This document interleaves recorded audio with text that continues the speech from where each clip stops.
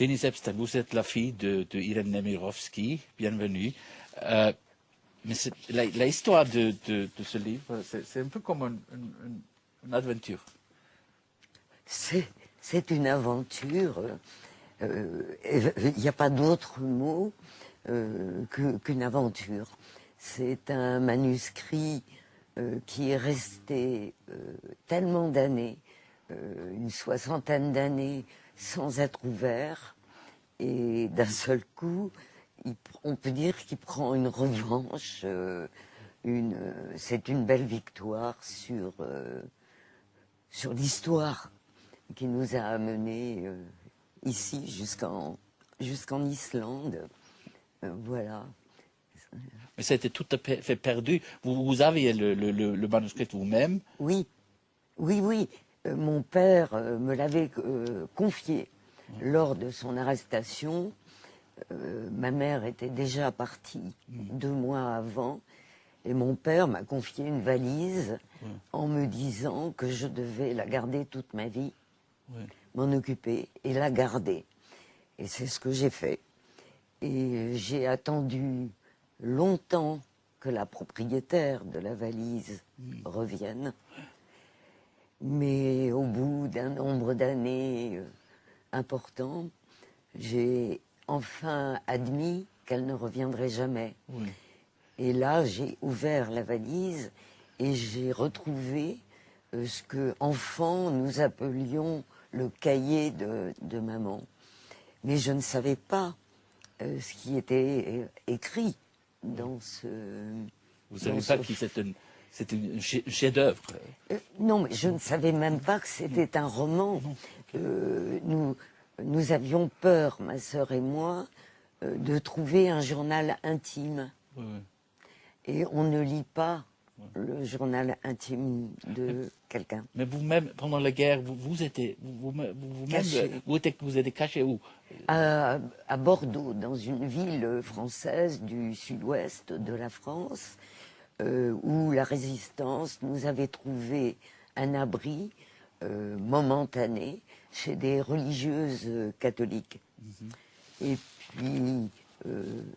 la traque a continué, on a été obligé de s'enfuir ailleurs, à gauche, à droite, comme beaucoup d'enfants juifs à cette époque.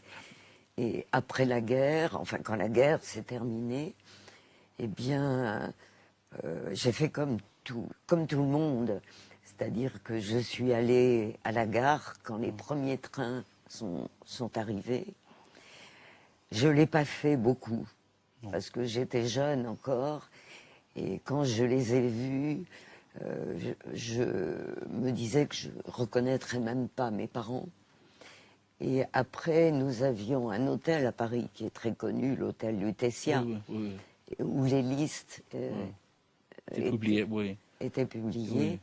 Et au bout d'un certain temps, voilà, la valise est restée donc fermée. Mais vos parents, ils sont disparus à oui, Auschwitz. Oui. Tous les deux. Tous les deux, pas simplement eux, mes oncles, mes tantes, il n'en restait que ma sœur et moi. Mais maintenant, votre mère, parce qu'elle écrivait plusieurs livres, et maintenant elle est reconnue comme une grande écrivaine. Tout à fait. Jusqu'à la guerre, elle était très très connue. Et la guerre, elle n'avait plus le droit. Quand la guerre est arrivée, elle n'avait plus le droit d'écrire, de publier. Elle a publié sous des faux noms. Ah oui. Quelques livres. Et puis après, elle est partie tôt. Elle est partie en 1942. Oui. Et ce livre, c'est une vue panoramique de la France après la chute de 1940. Après la défaite. Voilà, après la défaite, oui. C'est en fait comme un grand reportage à chaud pendant les événements où ce qui fait la différence, c'est qu'elle a mis en scène des personnages que j'ai reconnus parfaitement. Vous je les connais tous. Ah bon? Mais vous étiez là, vous avez aussi pris la fuite.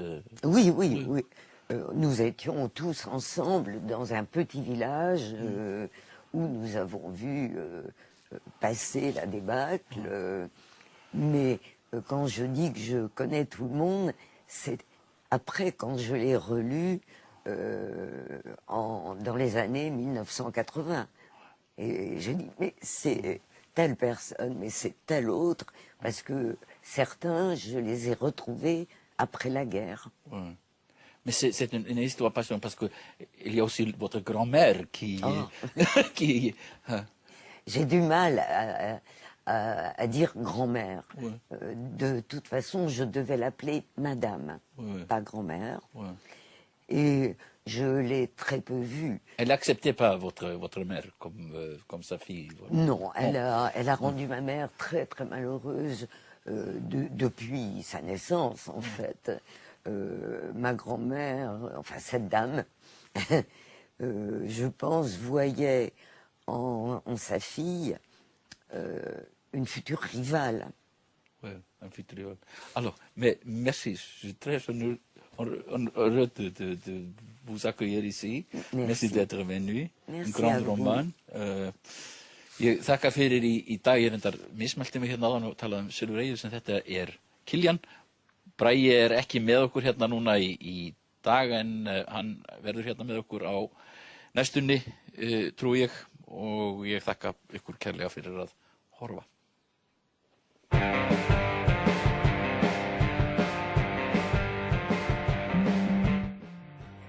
Eftir 10 fréttir og veður verður sýndur þáttur lífið á landsmóti hestamanna.